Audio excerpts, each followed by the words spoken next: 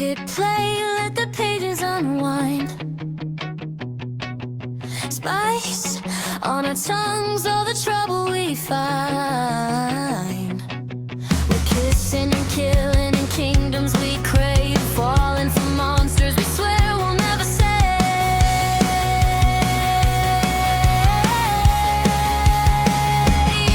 We're the scribe of HRI, reading too late, but we're still gonna dive into blades and beds and bargains at night. If he's morally gray, then he's probably right. Scribe of HRI, turn up the heat, let the dragons fly. Fantasy, slow, and the dark in his eyes. Yeah, we read it all and we never apologize.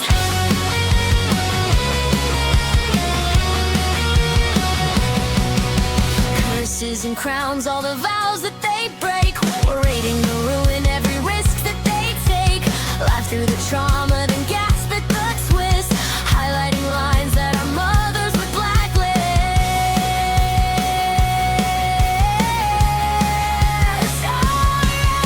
Scribers of HRI, reading too late, but we're still gonna dive into blades and beds and bargains at night. If he's morally gray, then he's probably right.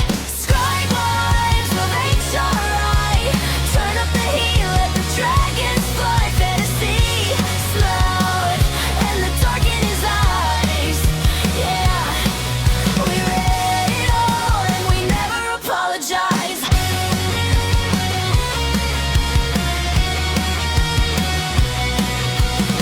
Open the book, pour the tea, pour the wine. Scribe wives of HRI.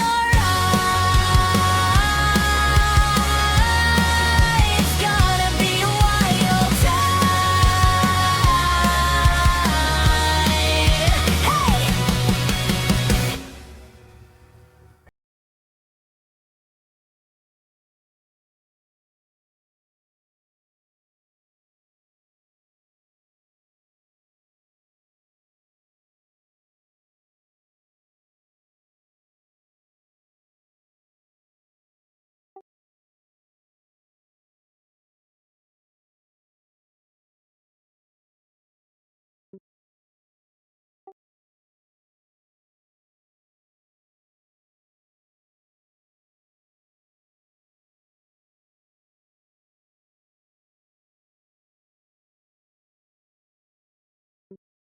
I mean, technically it is talking about books, just fictional book.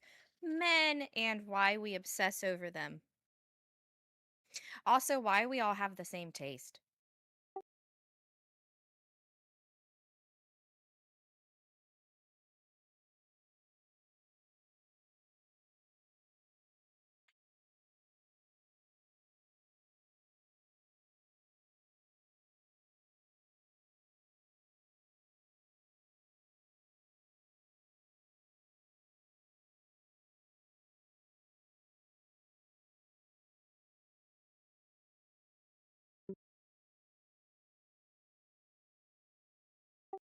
Welcome in, guys. Thanks for keeping that chat interesting.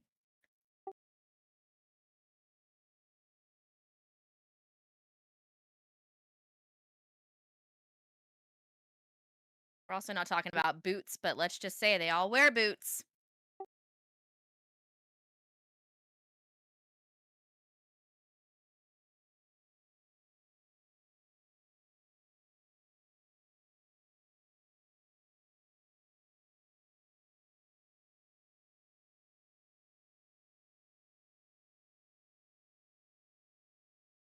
Okay, I didn't know I was going to have to do this off the start. Whew, gosh, the pressure. So as you can see from this beautiful graphic that Kat has, they all look the same, right? But whatever, okay? I had to pick 3. I was not gonna go with Rysand, Resand, whatever. I wanted to. He was my first, but I did not. And I wanted to go with Zaddy Daddy, but or Zadie, whatever people call him. Zayden is his name. But I didn't want to because I feel like everybody talks about those two. So I tried to pick 3 that were a bit out there. So we're going to obviously talk about Zaid. Okay. Okay. Do not burn me for talking about Zaid Meadows. He is 100% a walking red flag. Okay. The biggest one on Book Talk, but everybody still loves him. So Zaid's from Haunting Adeline. He is a hacker, a vigilante, a shadow daddy, and a walking restraining order. He stalks Adeline from the moment he smells her at a book signing that she is running. He breaks those boundaries consistently, breaking into her house, leaving roses everywhere. He controls every situation behind the scenes, and somehow it's it's Sade. Like, okay, he's a daddy. And honestly, he's so attractive because he isn't healthy. But he is at the same time, because if you know Zaid, you know that he's like a big superhero behind the scenes. He's intense. He sits in his car and stalks her from the woods, shoves people off of cliffs that try to touch her, leaves her body parts at her doorstep from anyone that crosses her. I mean, yet we continue to read about him, and then by the end of book one, going into book two, we're like bawling and in tears. Um, but he's for dark romance lovers. He's a monster and a protector. He has flaws. He's possessive, obsessive. He's very violent. He's controlling, and he confuses obsession with love. He doesn't understand boundaries, but he's intelligent. He's resourceful. He's fiercely loyal and completely mission driven. And we get attached, not attacked. We do get attacked by him, but we get it. Well, we do. Technically, he does chase her through the house. Um, he does chase her through the house with his knife. Doesn't But he fingers? Or is that a different book? They've all ran together at this point. wait, ask me that again. Doesn't he gift her fingers or hands or something? Yes, yes, yes, Okay. yes, he does. He gives her fingers on her Now. front doorstep. Yes, with a rose on top of Gotcha. the box. Yes, we gotta Yes. always remember. Yes. So's breaking into her house every single night and, sticking a dagger up inside of her so she can get off on it. I mean, Did it's he the little read her things. book too? Or is that Jude? I might be getting I'm No, he drawing did. wires He across. did. So our main FMC in Haunting Adeline is an author. That's how he meets her at a book signing. He passes by, he sees her, he smells her perfume, and he's automatically obsessed with her. Um, but he is he's he in the background, he runs the super cyber security company, well, security thing to rescue sex trafficking victims. And in book two, Adeline becomes one of those victims. And so he has the whole point of book two is him searching for her and taking down this big sex ring. So you have this guy who does these completely outrageous red flag things, but yet he's out there saving women from being trafficked. And then you have him go through this complete mission of finding her in the second book, and it melts you. It really does. Um Honestly, he could stalk me from the shadows and I'd be okay with it. Did you think book 2 was darker than book 1? Book two was definitely darker than book one, because in book two, you travel into Adeline being in that sex Yeah. traffic house and what they do to those girls. And then her finding I Molly's definitely diary and agree. reading Molly's diary and everything. It's one of those books that definitely stays with you. And there is a lot of argument in the book talk world and everything surrounding that book that says, if you read this book and you like it, you're sick. You shouldn't be around people. It's a big thing because of the stuff that he does and the fact that it is about sex trafficking. So Yeah. He was kind of the, like, the threshold of what everybody strive for. He was the goal. Zaid Meadows, my gosh. yeah, yeah, and I mean, it's crazy to think that you have these guys, which we're talking about, who do these red flag crazy things, and then they end up being the ones you're cheering for by the end of the book, because why not? I love a good redemption chapter. Those are my favorite. That is true. They always have a good redemption chapter. Always. It must be included. So we're gonna jump into Julian Rousseau. Rousset. I don't know how you say his last name. I just freaking love him. He is from the Filthy Rich Vampires series. There are a total of 4 books, and he is a completely different flavor of red flag. Zaid Meadows is chaos and violence, but Julian's very old money vampire manipulation wrapped in a tailored black suit. He walks into this vampire gala thing and automatically smells this human cellist who he just falls for. She thinks he's looking at her and she's disgusting to him. So think like Edward meets um Bella vampire story in Twilight where he can't stand the smell of her, but it's actually because he loves the smell of her and he's like wanting to drink her blood. That's how Julian is when he meets our FMC. He smells like expensive bourbon in the books. He lives in dark marble mansions and he's emotionally repressed. He is an ancient pure blood vampire from one of the wealthiest bloodlines in existence, and he knows the power he has. I mean, he gets this apartment that has all these high security doors and cameras and everything. Like, it is crazy. He's not loud about being dangerous. He's very much a I'm gonna do whatever I want to. He's supposed to marry a pure blood vampire to continue the pure blood line, but he refuses and takes on a human consort instead and parades her around to these big orgy blood parties with all of these other vampires that once they smell her, they want her. So it's pretty crazy, but he's cold, he's calculating, he's possessive, but he's emotionally guarded, and he worships the feet that she walks on and owns her um every second of the book. He definitely gives that Lindsay's favorite touch her and die energy. And Linz, I know you haven't read these books, but you need to because you would fall in love with his brother, Sebastian.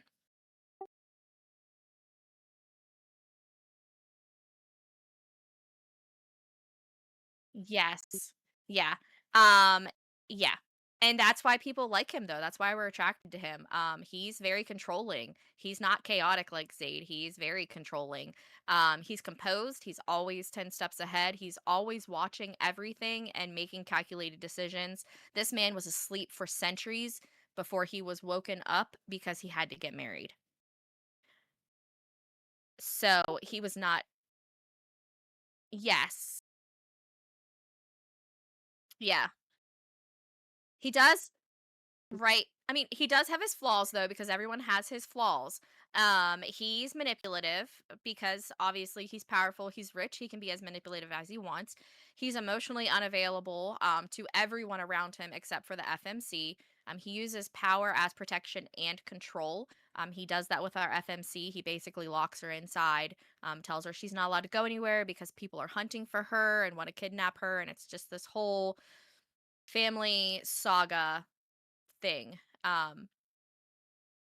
He's very I'll protect you without asking if you wanted that protection because he's going to make sure you don't get hurt. But he's loyal and patient. He's so smart. Um he's very protective and he has that ancient vampire vibe where if he chooses someone, it's forever. Um so he's like the inevitable. He's like the end goal. Um but so many red flags as far as touch her, you die. Um, they, yeah, he slashes somebody's head off at one point because he looks at her a certain way.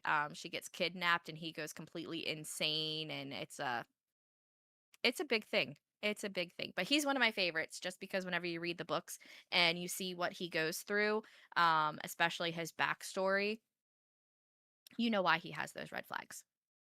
Like 100%. But neither of you have read those, right?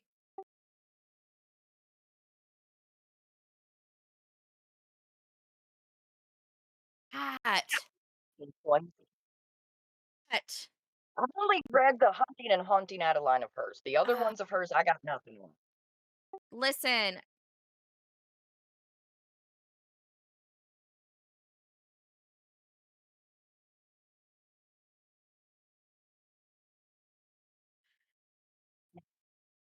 Look, left and right. I'm sorry.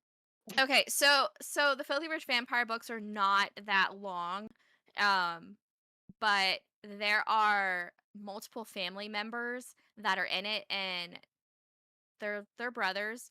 Um, and they have their own storylines, and they do different things. I highly suggest reading those. I know that Geneva was talking was she was kind of like teasing us with a new book that follows the one brother and this little like witch assassin girl. So it's pretty cool. It's got evil kingdom and and very old evil magic and queens and things like that. So and a mother that you would probably pee if she just looked your way. I think I started the audio of the Filthy Rich Fae. I want to say Yeah, the first one you yeah. said. They're in the Go back same and take it. Yeah, they're in the same cinematic universe. Filthy Rich Fae follows a nurse who gets tangled up into the Fae world. I have read book 1 and 2, waiting for book 3 to come out. So they're good, but I think Filthy Rich Vampire tops those.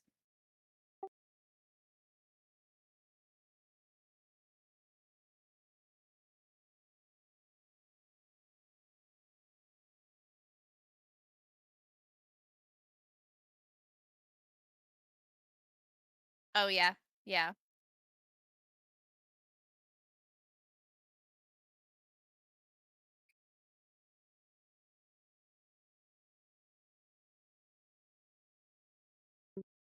Yeah, definitely Vampire Diaries as well, but with like a darker twist.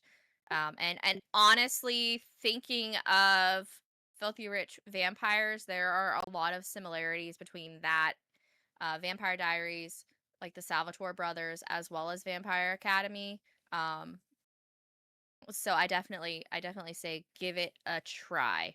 It doesn't get dry throughout. Like it's 4 books. You'd think it would get dry, but it doesn't because they bring more into it. Um, so last but not least, Mr. A Crux. Um, okay, so Zodiac Academy is obviously an academy of magical creatures, magical beings, if you will. There's one dragon, and that's Darius, and his dad, of course, is also a dragon. But Darius, when you meet him in the books, you want to take him and stab him in the eye. No joke. You want to stab him. Like, absolutely not. Stick him in jail, murder him. Oh my gosh. He is one of 4 boys that basically bully their way into the lives of the Vega twins whenever they come to Zodiac Academy. But later in the books, like by the end of book 1, you're like, nah, I do not like him. And there are people that will argue with you about him. Like the pranks that him and his friends play on these girls, you would be like, no, absolutely not. Why are they even making people be soulmates or keeping them as friends, things like that? No. But you end up, you know, going for it and cheering him on in his story. Um, he dies. She goes the Tori goes to hell to drag him back, and bring him back to life. She denies being his mate, and so he like goes crazy because she won't be his mate. And he'll never have another mate because they're like starbound. So she denied him, and they can never be together. If they are together, bad things happen. So he's a huge red flag at the beginning, and then at the end, you're just like, why? He's just such a cute little dragon. But I will say the whole time I really thought his skin was darker than that. In the books, he's still definitely darker for me. Um, but he's an arrogant ass. He's aggressive. He's emotionally constipated, if you will. He's a huge bully. He runs the campus. Every girl wants him. Every guy wants to be like him. And he gets to do whatever he wants to. His dad has all the money. He gets to do whatever he wants to. He lacks communication skills 100%. He's just one of those grunts and walks away type of people. But he's a giant traumatized dragon with anger issues and loyalty problems. And I really like how in the book with the dragons, they do in fact covet gold. If somebody even touches their gold, they go crazy because of that jealousy and that lust and that need for that gold. So, um, yes. Yes, so he has a very intense touch her and die energy once he falls for Tori. He's not a polished vampire. He's not an obsessive stalker. He's primal. Everything with him is dragon instinct. So he's protective. He's possessive. He's violent, and he has a great devotion for those that he loves. And you even see that with him and his friends. Basically sets the world on fire for the girl that he is in love with, even though he can't be with her. um but he also lashes out constantly, uses anger as emotional protection, makes horrible decisions when he's upset, and he's cruel for the longest time, and he has such a big arc. You see him learn love and grief and to be vulnerable and to sacrifice himself. It's huge, and when he comes back to life and everybody's like around him, like, because they need his connection, they need his love in general, is crazy, just crazy. But he's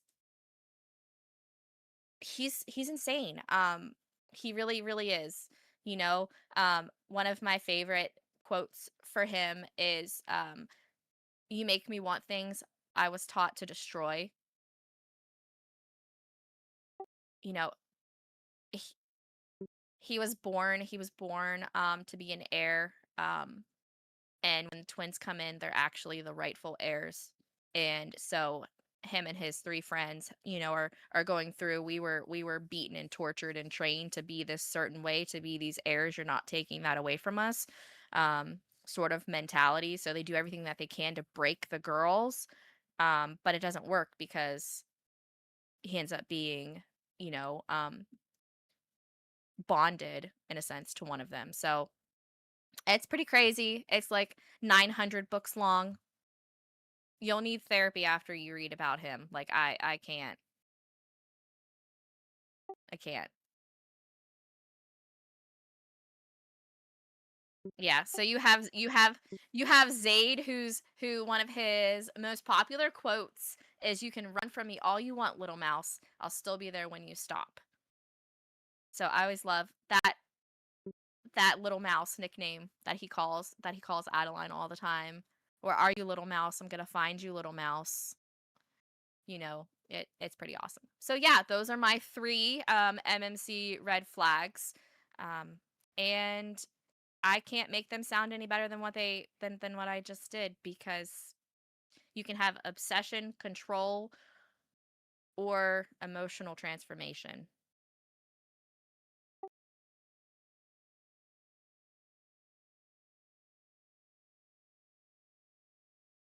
I really tried to pick different ones. Like, I was gonna be there with Lynn's with her choices, you know, but I tried to pick differently. So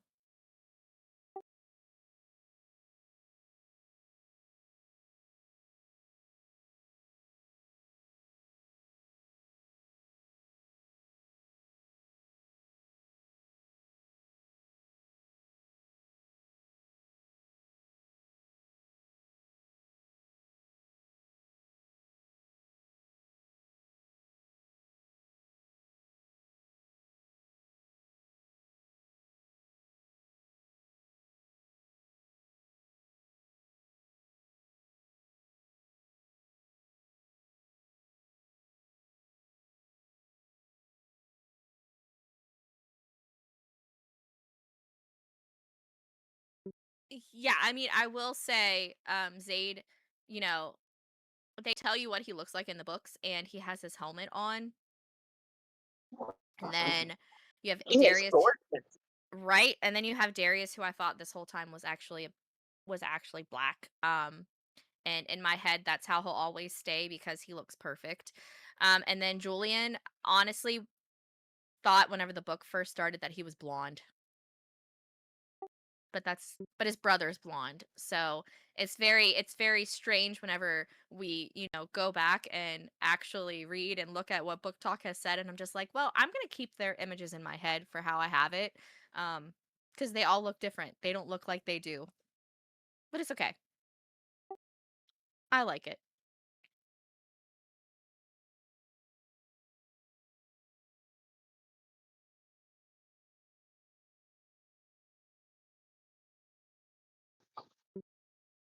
I am so excited for this. I mean, well, you just got to experience. My first pick is Jeremy, right? I think that's the first image. Yes. Well, you just got to firsthand, up close and personal with him, like just the other day. So you know exactly what I'm talking about with him. I'm still waiting for Vicky to read God of Wrath. This book has held such a place in my heart. Oh my gosh. I have God of Ruin and God of Oh, he is so much better than freaking Malice. Landon. Jeremy Malice. Vokaloff, like, yeah, listen, Gillian Carson is like right there. They're all really good, but Jeremy just holds a special place. There was just something about his relationship with Cecily. It kind of reminded myself of me and my own husband's relationship a little bit because he's very, very grumpy and very antisocial a little bit. And I don't really like people, but at the same time, I can be kind of nerdy. And we both have pretty light hair, so we're just going to wing that. But my favorite thing about Jeremy is he is like he set my standard for a morally gray like book boyfriend. When it came to his devotion and commitment and blind obsession with Cecily, that killed it for me. And he was not lightly like he didn't ease into it at all. It was he jumped off the cliff right there. Like sold. Game on. But my favorite thing about how they met is he knew who she was. He didn't, or yeah, he knew who she was on this kink dating site. We're just going to go ahead and call it. She was actually trying to get with Landon King, the blue one from God of Ruin. And he kind of snagged her from him to get back because Jeremy and Landon have this rivalry.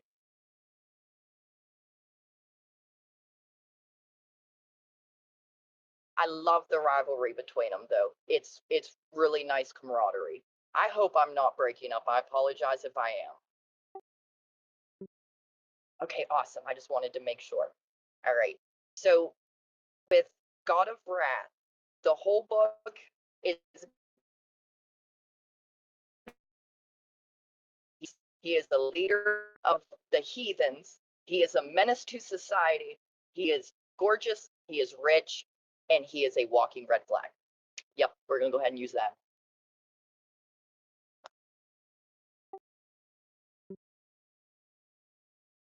Um, Also, if you ever come across a reel, he has the tattoo that usually is like his trademark. I'm going to attempt to pronounce this in Latin. Clearly, it's not my first language. You're lucky if I spit English out right, but it's like Vidi, Vini, Vici. And it means I came, I saw, I conquered. That is that man. That is him in 3 words.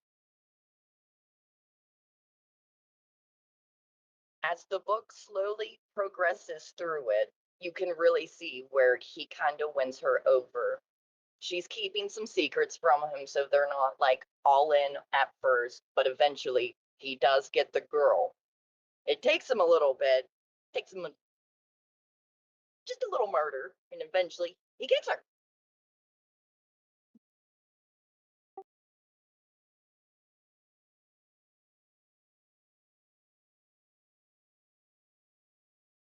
I haven't That's read where it. it kind of sold me. Just the honor of this man. They weren't even talking or together. They were on bad terms, but what's his is his. He didn't stop watching her, following her, and it was a good thing he did, because when she was at her job, she was very much so in the wrong place at the wrong time and under attack.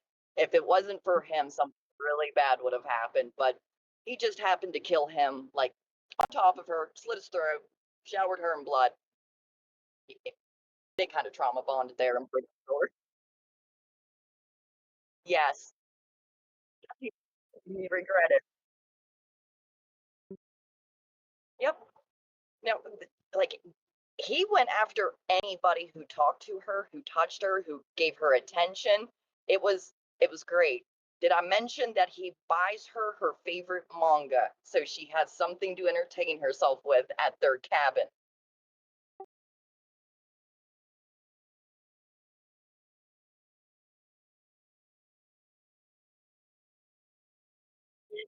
Yes. He's all big and burly. He's like 6'4", 6'6", something like that. I could not imagine. And then this man will change your whole depiction on Russian roulette. It is just as terrifying as it sounds, but it does end with a happy ending.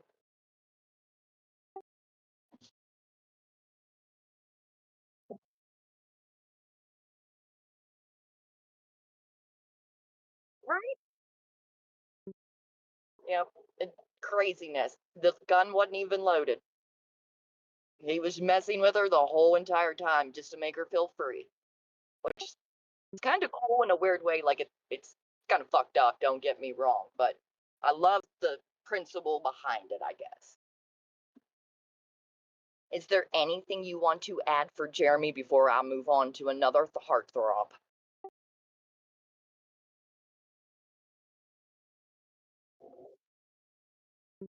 Yeah, he's like the epitome of what I think book men strive to obtain as like a character for them. Now, the next one is actually a little different, but it is one of my favorite books or series, hands down. It is Manson Reed from the Yes. Loser series and the Yes. Dare. Yes. Kat, I'm going to send you this Ah, book if you don't read it. I made Vicky read this. I brought her the books to her house. I'm like, you're reading this. I still have them. I haven't returned them yet. I just bought new copies of them. I know. Like, have to. They're the brand new special editions that just came out. I have them in my wish list. Yeah, I just made him buy them for me. I've seen the first one But in person. It's gorgeous. it is so pretty. But Mr. Manson Reed is our head of the losers, basically. He is the man in charge of the mayhem in this book. And you don't have to read the prequel, The Dare, to continue the series. Honestly, The Dare is like 200 pages of pure smut, so you don't really have to read it to understand what's going on. They were at a Halloween party. He gave her a dare. That was basically it, and it He leads had to lick into his the boot. other. Yes, yeah, she had to lick his boot in front of everybody. It was great. He's he's kind of a Satanist, but he makes you like it.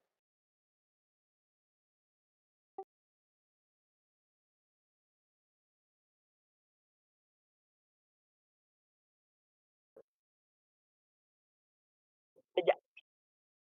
Well, listen, there's There's more a than point one. behind There's the it. clown There's a man. point behind it. Yes, he wants to scare you. The whole point is fear. And he knows that she's not even a big fan of it. But we had Manson Reed. I can't remember a lot of the other last names, but I know there was Lucas, Vincent, and Jason. Yes. Correct? Am I Yes. missing any? Nope. Nope. Nope. Okay, Nope. and they are all kind of different forms and walks of life. We've got Manson, he's got long dark hair. He's as skinny as a beanpole. He's really, really tall. There's one of them with blue hair. One of them's covered in tattoos and piercings, and the other one I think looks like a prince. Yes. So it's kind of a rarity, but they are what is known as the losers in this book. And in high school, where it kind of started, well, they mainly do like backflashes to it to give you a little bit of backstory. But where it started, our main female character, Jessica, she was our queen bee, prom queen, Miss Popularity. Everybody wanted her. If you were a girl, you wanted to be her. She was the it factor.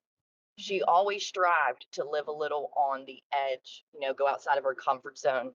But with this group of losers, she's always felt like she's kind of belonged to them. And she's always had something kind of emotionally romantic or physically romantic with each and every one of them, which is kind of a little bit of a different aspect for me, but they're very different from one to the other. So what she gets from one, she doesn't really get from the other. But by the end of this book, you are going to love every single one of them for something different, but Manson will stick in your head. I don't know how to explain, like, he is assertive, dominating, but caring and soft. He is a dom with dignity and just softness, I guess we would classify it. He loves everyone that's around him so Yes, deeply. he is such a good caretaker. Yes. Yeah, 100%. 100%. like he's probably the only one I would classify as like light gray. He has his moments, but you don't, that's not his like baseline personality. Like you've got to pull that out of him. You've got to antagonize it or cause something to get that side of him.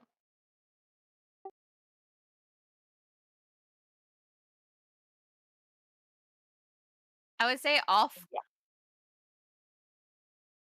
Yeah. Yeah. yeah, I would say that all 4 of them are different red flags, um, depending on what you're in the mood for in that book.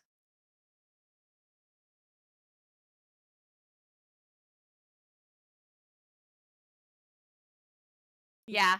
Yeah, They're all different walks of life, but their they are. relationship is so awesome. Like most of them did not have a really good, easy childhood or growing up, and that's kind of how a lot of them formed their bond. Like this group has been through the trenches and rough parts of their life together and have been through it like never alone. There was always one, if not the other one there. So when it comes to Jess, they kind of take that whole aspect at the same time.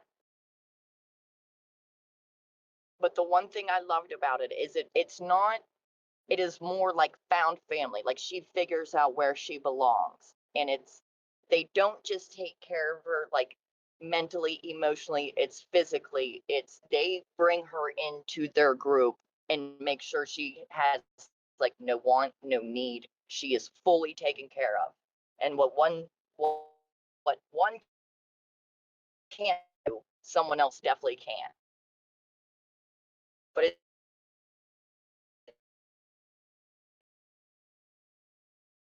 led to the events that actually brought them together is they were party And and all others of the dogs and robotic. tragedies all went into.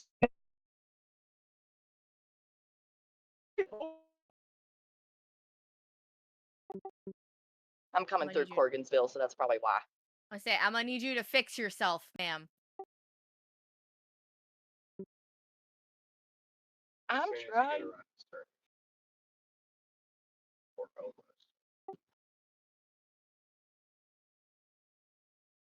just having them now, it's fine.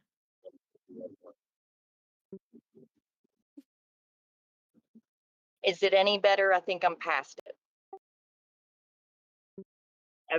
Okay, it was just that little bit right there. I do apologize for that. You were But okay. yeah, it's just a dead spot right there on 220. I can't help that. You're also, like, doing mom things. Momming is I, important. yes, she had a party and I didn't want her to miss it. Graduation Yeah. party. Graduation party. Yeah. Yeah, you're momming Like, and podcasting at the same time. I mean, kudos to you. oh, well, thank you. If the service was better, this would be so much easier. But that is all right. I highly recommend this series, especially like The Losers, to anybody. Like, there is, as long as you're not like homophobic and some weird stuff like that, like you'll do fine. But it is the like interconnected relationships and the way they relate and the characters you get to watch develop. Like, you've kind of seen them from high school now to their adult lives. And that's what I love so much. It's changed and the dynamics are so different. It, I loved the book so much. I have read the series fully from the prequel to the second part at least 2 to 3 times just this year alone. I don't care. I love it. They're that good though. Yes, it's one of those reads you can read it as many times and you find new stuff each and every time. But as comfortable once as you they can make it. actually, yes, and once they actually like make it to where that relationship is kind of established, because she kind of goes into debt to him after destroying vehicles that she was a part of but didn't take part of physically. So as punishment, she had to work off a debt pretty much as theirs for however long it took for them to fix their cars. But by that time, they were hoping she wouldn't want to leave anyway.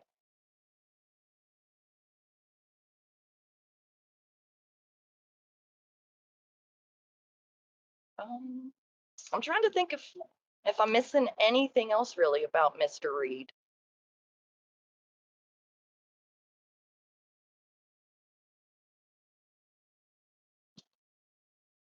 Now he definitely brings his own trauma into the relationship with Jessica, for Oh sure, yeah, and with the other guys.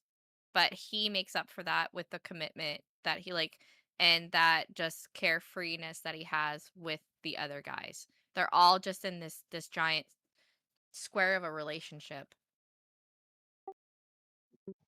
yes, and I I just love the camaraderie and everything about it. Yeah, and are they the ones they're the ones that every time they do the dirty deed with each other, they put her in the bathtub and clean her up. Yes, They there's carry aftercare. her. Yeah. Yeah. Like they make sure it's okay, and like with them, anything she's not comfortable with or don't want to do, they are actually gentlemen. They don't Yes. push it. Like Yes. he is definitely the consent king. Like they got that right.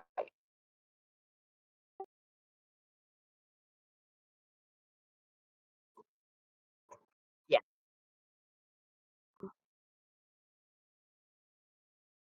All right. Now for my final one here, Mr. King Fisher from Quicksilver. This one's going to be a hard one for me to like stop talking about because when it comes to your shadow daddies, as much as I hate that term, Kingfisher is above Resand to me. He is above uh, Zayden Ryerson from Fourth Wing. Like he is top tier fantasy bookman. He has set that bar so high. I don't know if they're going to be able to top it. In the first book, Kingfisher, oh my God, I hate that name. I'm so glad we eventually learned that's not what his name is, but I'm going to call him that for right now.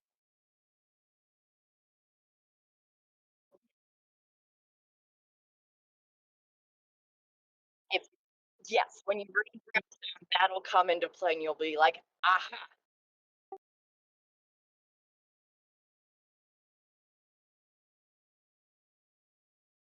It's really cute why they called him Kingfisher, though.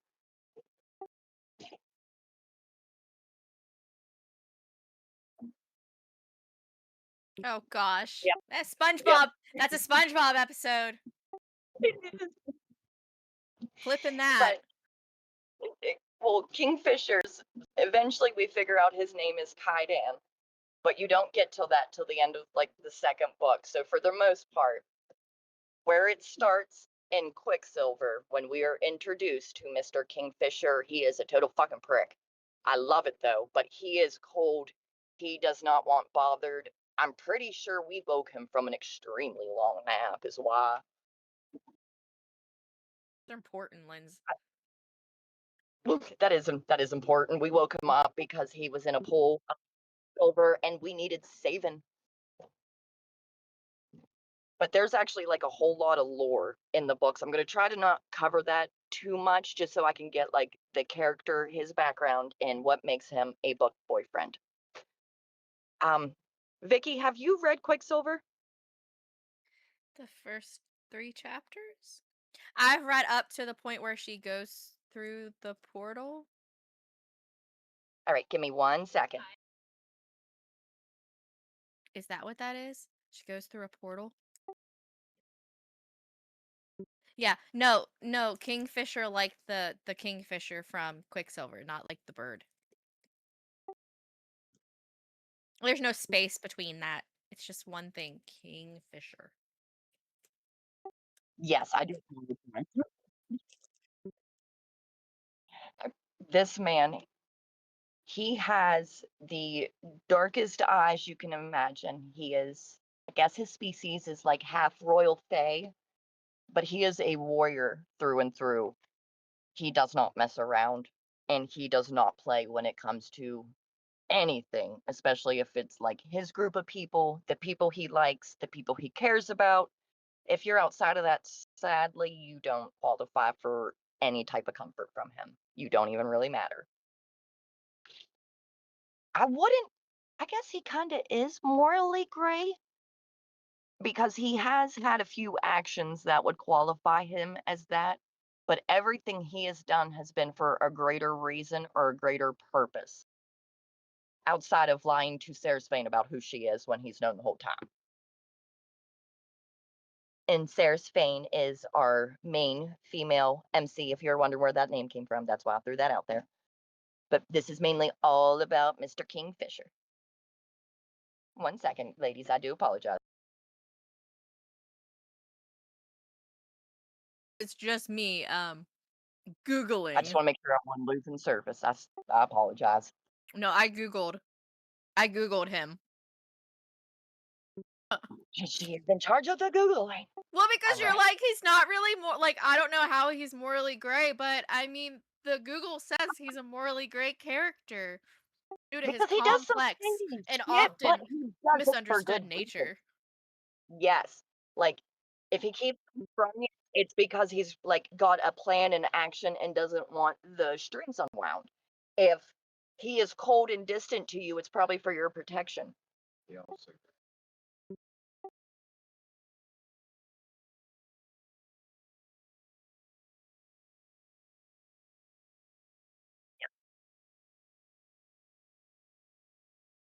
Yes.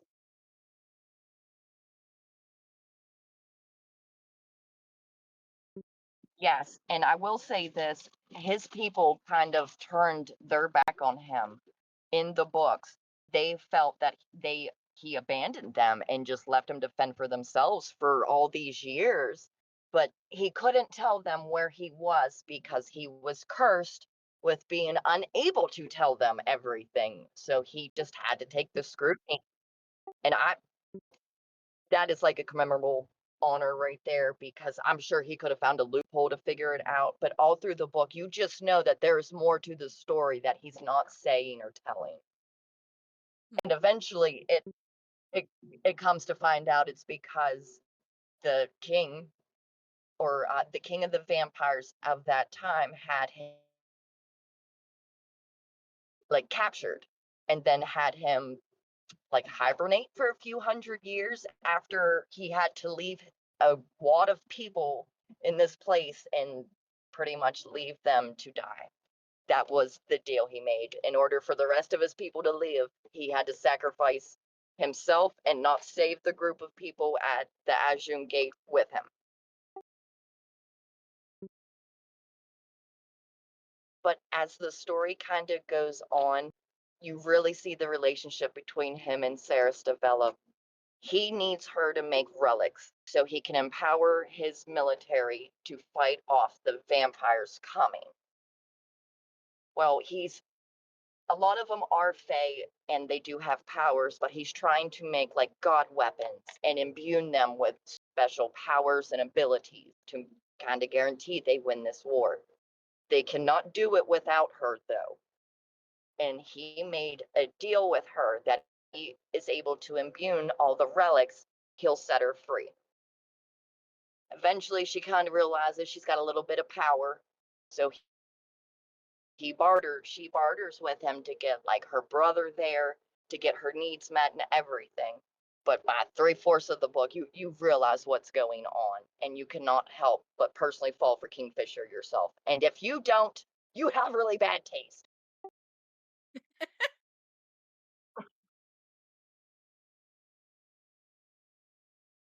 Yes,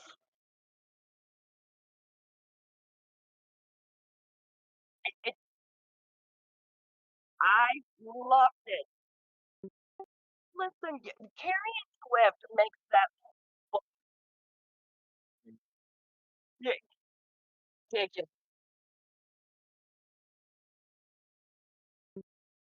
The banter between Carrion and Kingfisher will sell you on the book itself alone. Have you ever done it? It was it's better in Brimstone. You get more of just Kingfisher and Carrion. It that's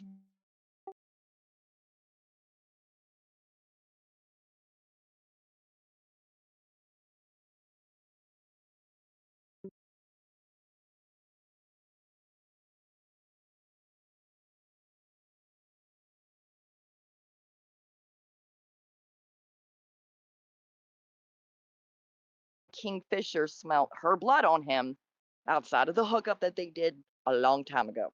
But that's that's how he ended up tracked to him instead of her brother. But the banter between them, I love it. If like Carrion, he could have probably qualified, but he's nothing really compared to Kingfisher. But them together is a powerful force.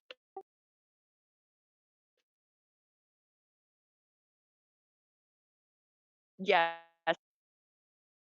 Carrion is in the fantasy world.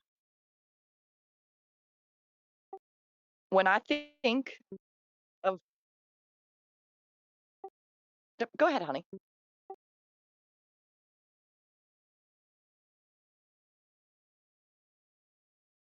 You were yes. Listen, you will love Brimstone alone just for Carrion and Kingfisher. Just them alone.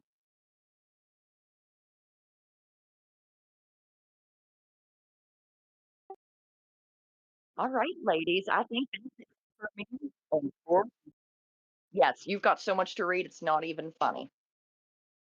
And we want full reports afterwards. Yeah, we need book reports. Fine. It's fine.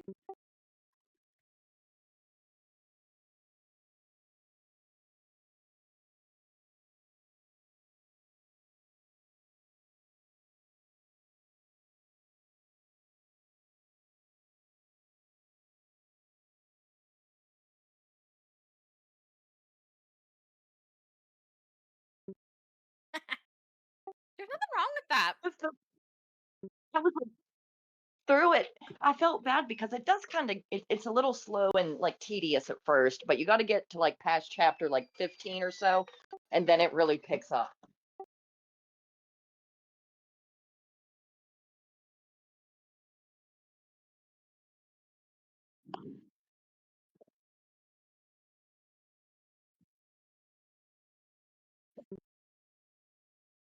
Yep, that would be it. But honestly, it's like I don't think I like one over the other. I tried to get a little bit out of everything that I read, like kind of genres. Like I wanted one pick from like a fantasy, one from like that could be in like a real world setting almost, and then one from like a mafia kind of darker side of life.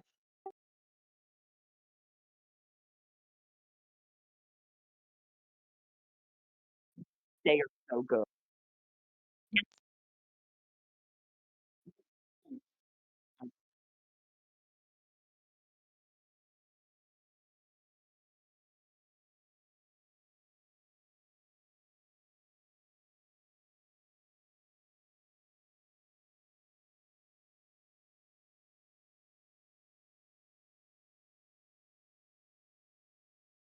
Yes. Yes. Yep.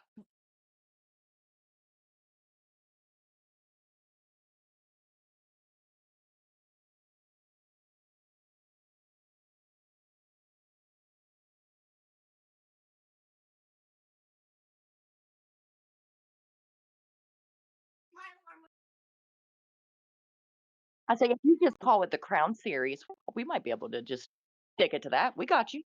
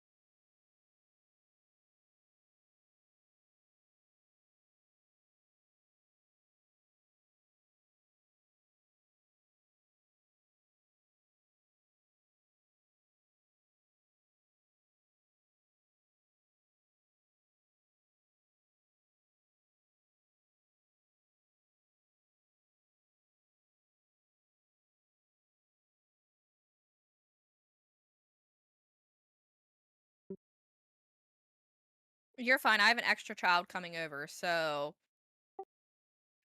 I was trying to get And I things like to ready. just make random noise, so we're good.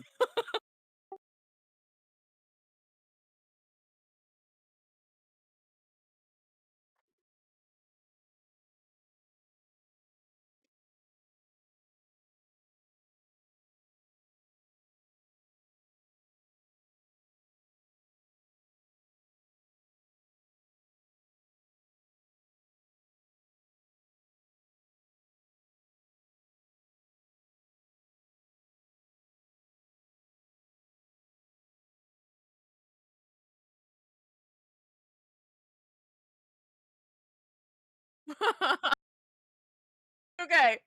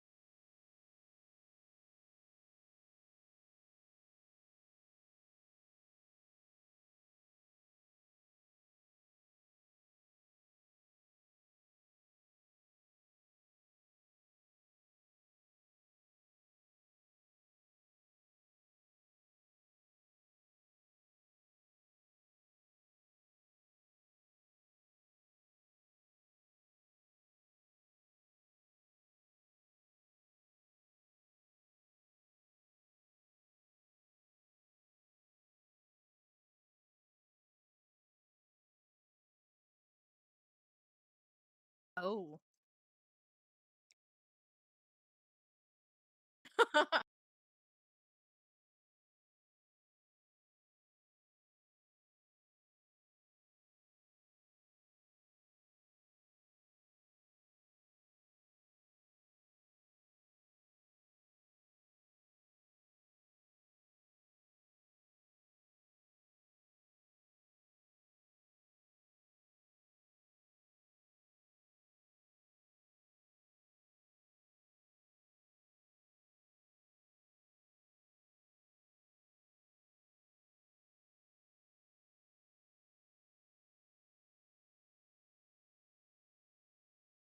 Are all 3 books out?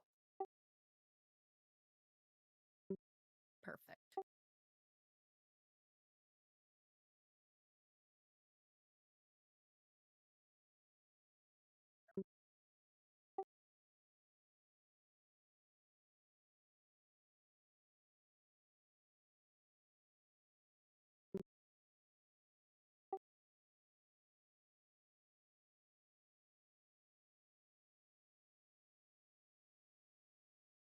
Yes.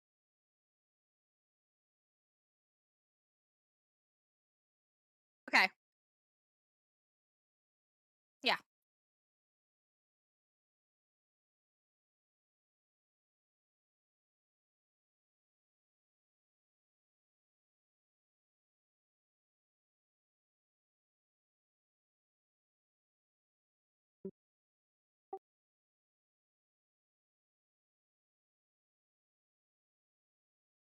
They had this beautiful love story, like, they were so touching with each other, I agree with Uh-huh. that statement so much.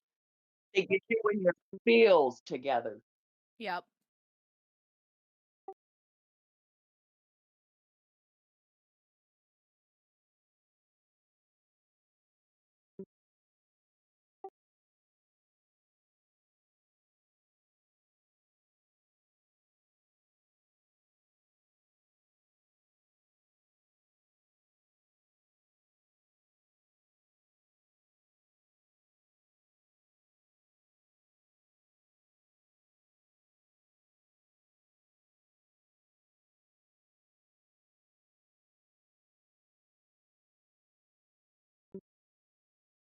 I really think, like, Jude is definitely the epitome of morally gray.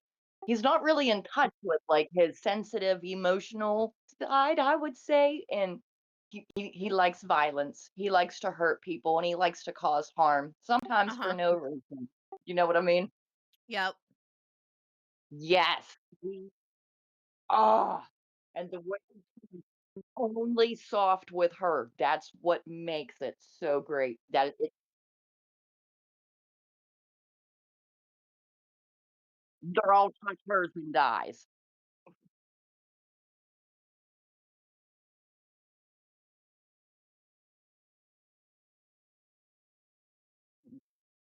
Yeah, no, don't even get me started. Yeah, he was even like, "No, you don't get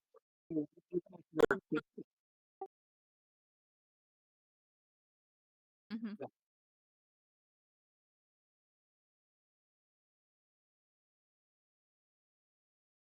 And that's kind of what women want when it comes to, like, dark romance, morally gray. We don't necessarily want an asshole. We want someone that's an asshole to everybody but us. We want that one person that's gonna make that one sweet spot for us, you know what I mean? Like, let us in, kinda make our own little home and soft and cozy. Soft and not cozy. I was gonna say soft and cozy. I just kind of merged a few words together there. What Yeah, a you did.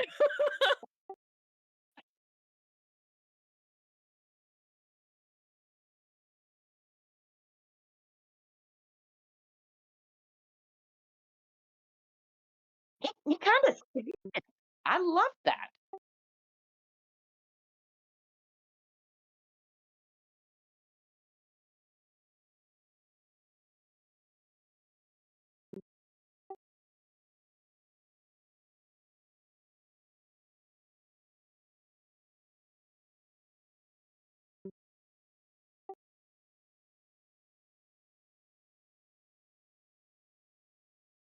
Nope.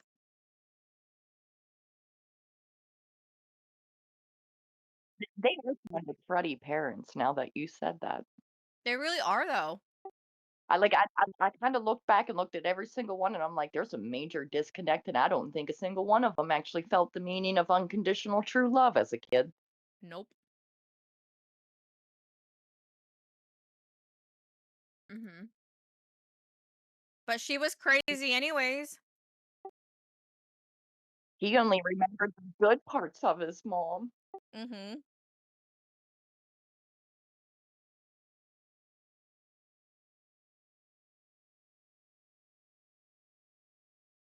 Yep.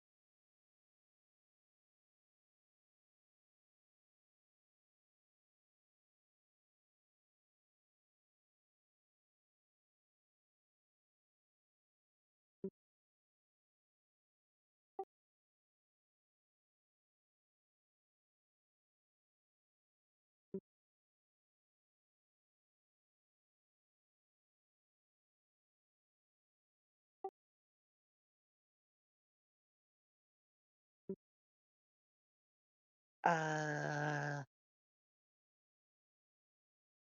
I'm totally drawing a blank now. That's the worst part. It's been a little bit since I've read Sweet Venom, so I can't remember a whole lot outside of his character. I'm gonna be honest. It was not that long ago that I read it. However, I've also read other hockey books on top of it. And they're all, like, colliding together. That's my problem right now, Yes. like, I don't know what lore, theory, and backstory, and character development belongs to what series and who wrote it.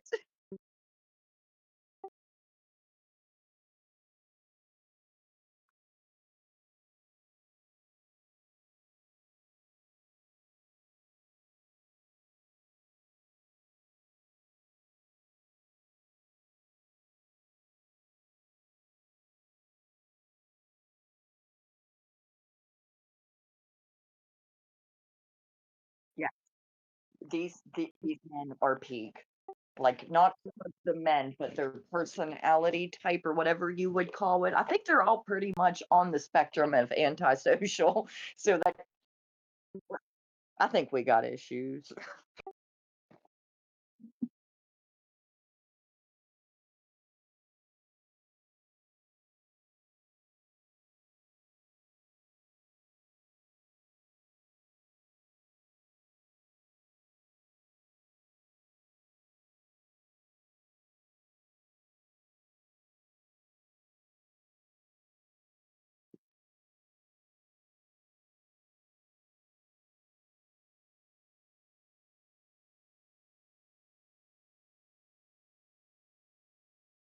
Yeah, so he's like diet Greg.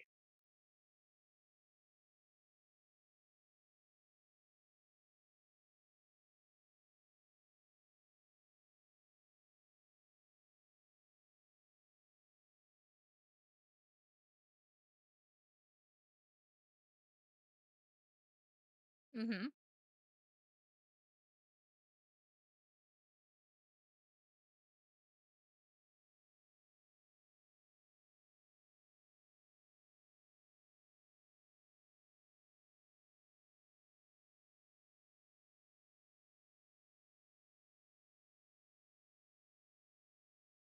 Eh,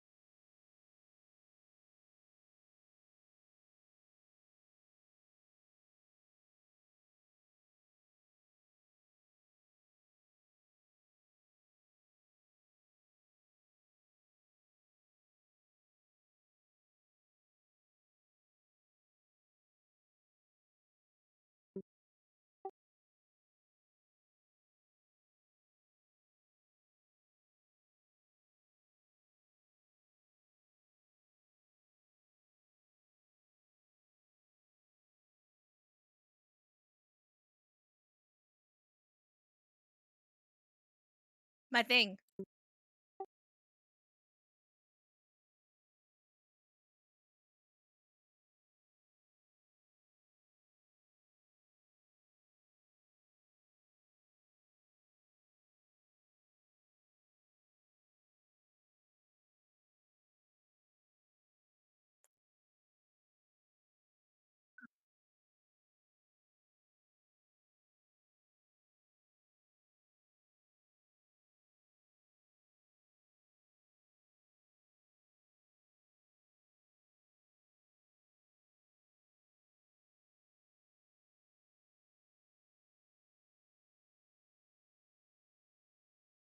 I kind of think he's gray because the potential for him to go like cattywampus is definitely there, and that's kind of what makes them great.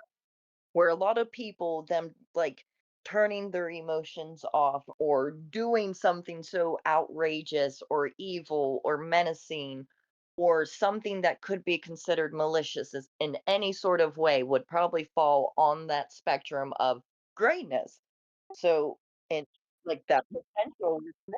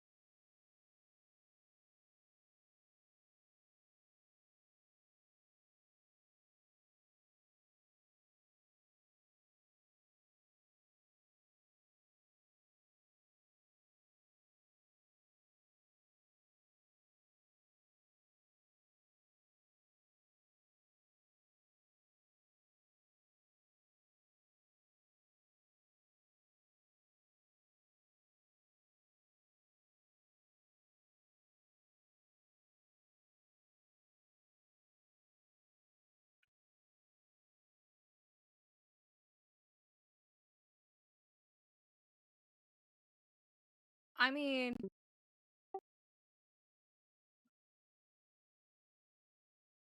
Cat You just just want wants to the guy to read stab them, the stab king. them. I like I it. mean, a lot of times we want them to stab people in other ways. Yes.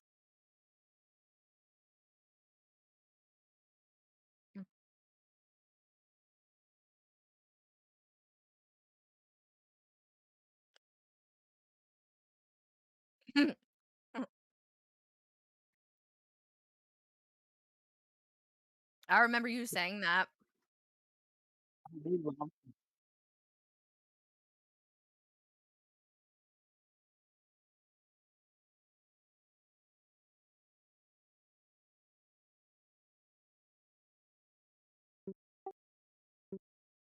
I'm gonna say if you want to read more of that, The Losers and Filthy Rich Vampires, they've got that for you.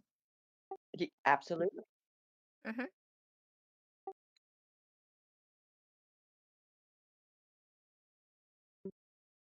Um, I don't think weapons were involved.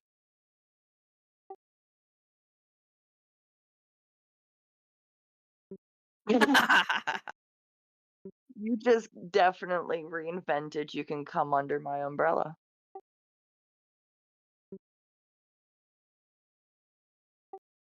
Rihanna would be.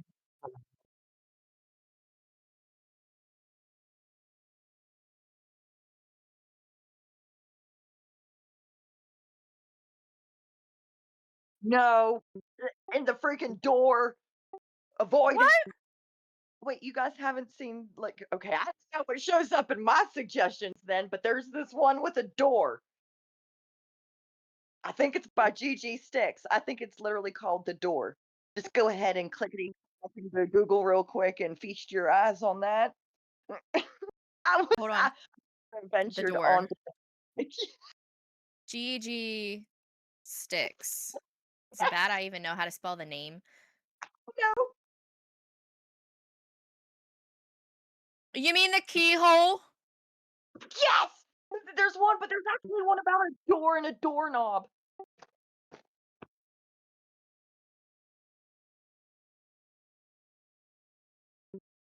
I've seen that advertised, and I'm still there's like one's called the milking farm. I'm like, what do people think of?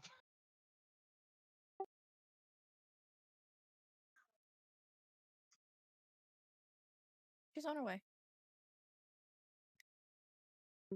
Yeah.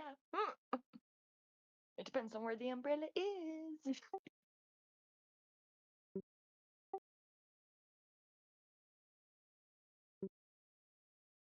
Phenomenal. We all need some help.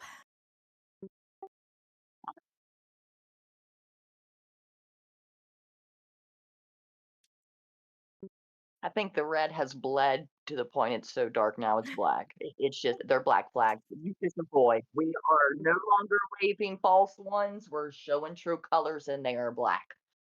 I would like to point out that Pixie wants her own Zayden. Okay, Okay. you can have your own Zayden. I'm sure someone probably sells a blow up form of him at this point in life. At this point, I think they make like a recreated appendage Prob- that is supposed You can get the it, throne. You can get the throne that goes with the appendage. yes. Listen, if they make 10 It's a and package think deal. like, deposit in,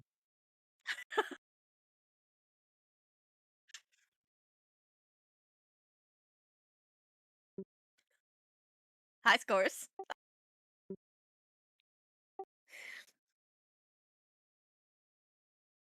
you want him to in. The venom. No, Just no. unfortunately, now, I am so ready for this next book. I am ready to like jump through and strangle this woman to figure out what her idea is because I'm mad.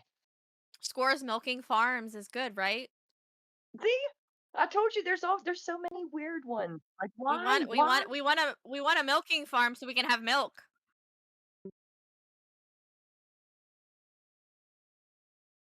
Nope, I can't. I'm gonna have to look all those up now just because. Like they Just make because some why real. not? Yeah,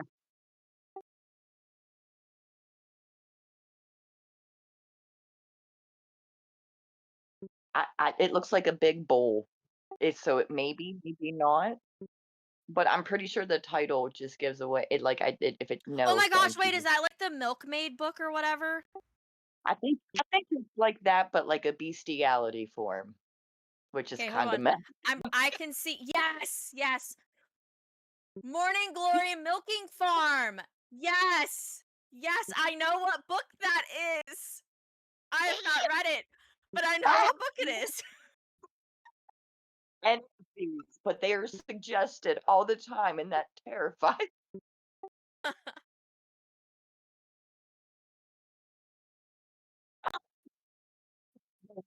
Third-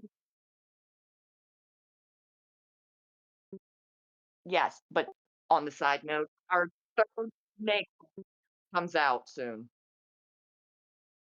What? They made a third book of the Kiss of the Basilisk. Oh yes, yes, yes, Well, yes. I haven't read I the don't second think one I don't yet think it's out yet. Um, because the second one oh, wasn't on Kindle Unlimited, and so I wasn't able to read it, and I didn't want to buy it because I didn't have the first one. So I'm weird listen, like that, I but have both of them. You can easily read them. yeah, I know. It's just I like to read it on my phone whenever I'm laying in bed because it's got the pop socket and I can just stare at the screen. But also I have my Kindle stand, and I'm just very lazy reader. I like my books. Yes, I got her physical paper copy. I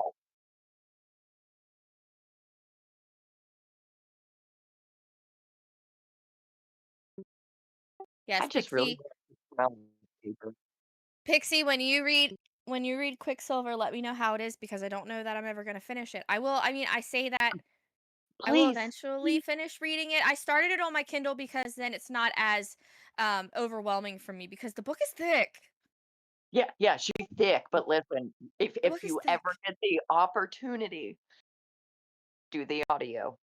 You will not be disappointed, and especially between the banter of Carrion and Kingfisher.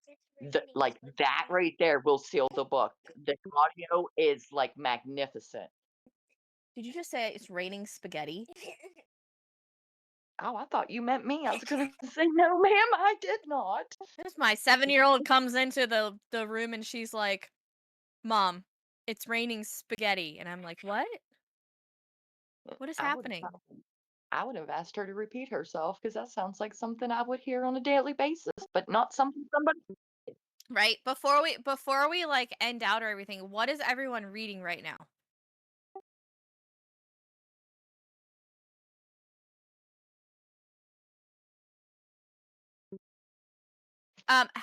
Have you read like did you start with The Deal and then work your way to Love Song? Oh, okay. I am, like,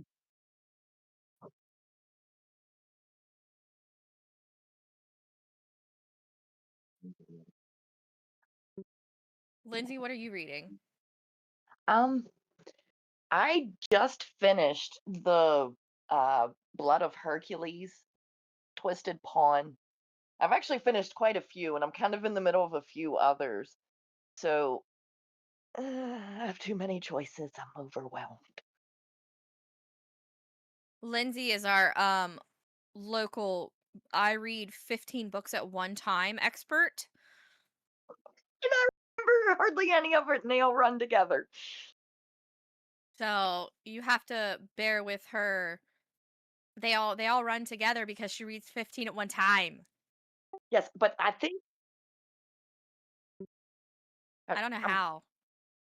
I get, like, I'm a mood reader, so if I'm angry, I read an angry book, but once that feeling leaves, I put it down and pick up another one. So, being bipolar, I have a whole array of emotions at one time, so you can imagine.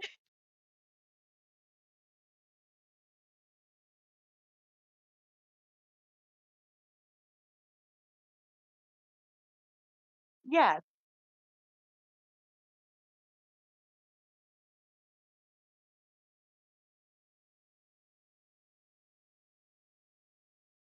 Mhm.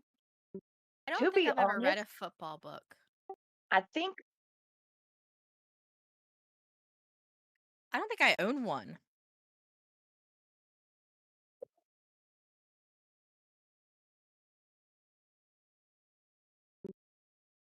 Baba, you pick the next book I do. Which one is it? I 100% don't think I own a football book. I'm Well, still like, reading.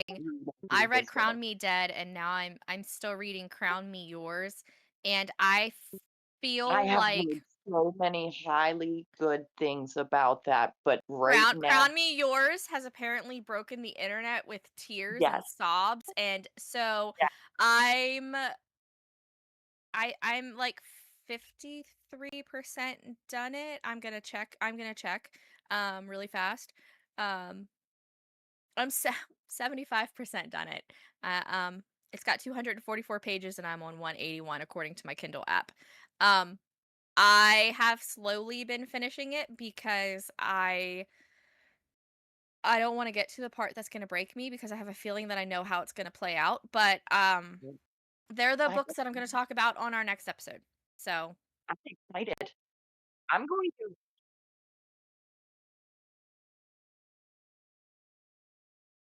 yeah. Yeah. I'm I can I can honestly say, yeah, I can honestly say like as far as dark romance goes, it's there. It's not like I would say I give it 3 spicy mayos for book 1. doing more plot and story. There's definitely more story to it and but it's so sad. Like it's a sad book. It's not a happy book. It's a sad book. It's a devastating book. And I mean, I had that when I read um Rights of the Starling. Like that was not a happy book. That was a sad book, but this one's sad in a different way. So I'm just kind of not ready to end it cuz I don't know that I'm ready to cry yet.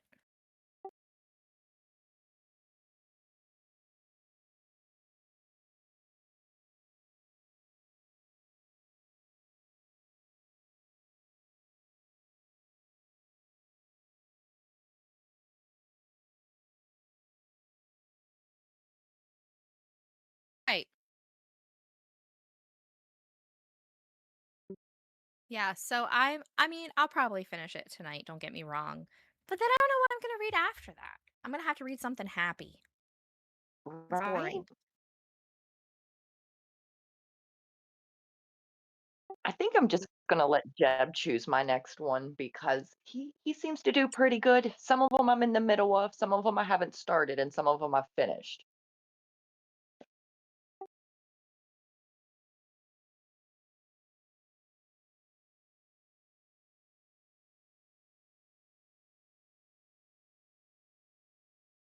Yes, yes, you have to.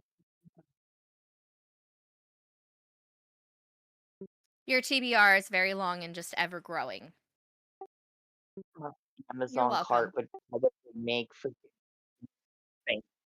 We're just trying to educate you with the books. I have books on my shelves I haven't read. I just organized Yeah, all of them before we started.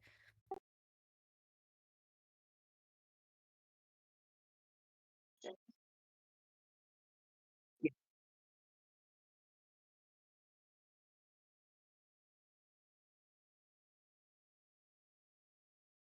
Oh, Well, my eventually what's I will do to mine, but it's that there's some odd ones down there. We just try to hide them for now. mine all are showing and they're very weird.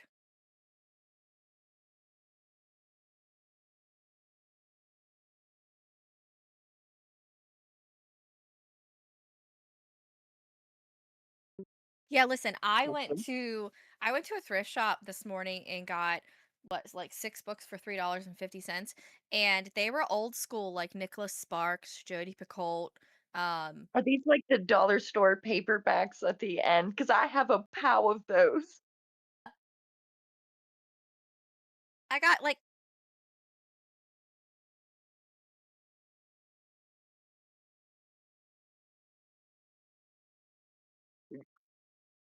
They expect you to just know what took place, basically.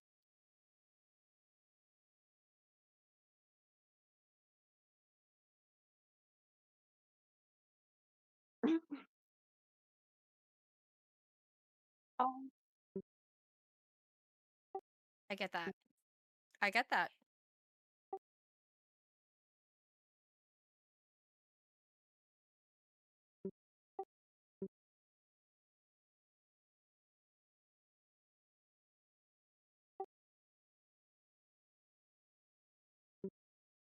Agreed.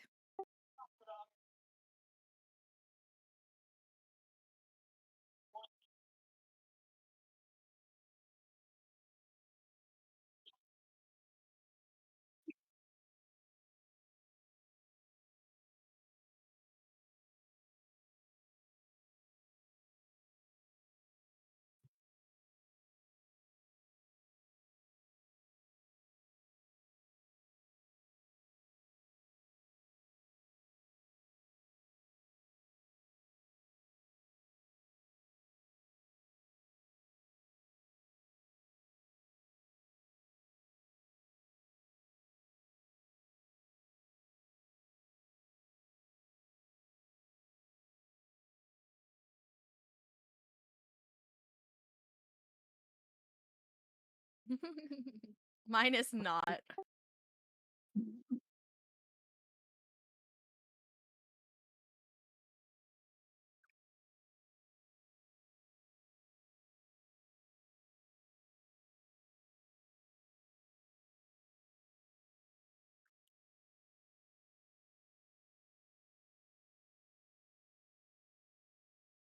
Oh yeah, Bye. Also, we just started our own Bye. TikTok page.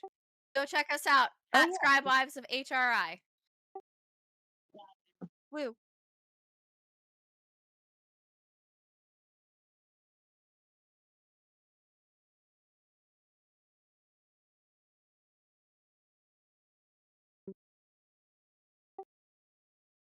Bye.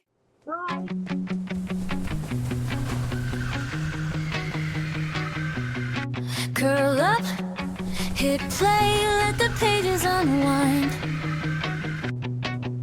Spice on our tongues, all the trouble we find. We're kissing and killing.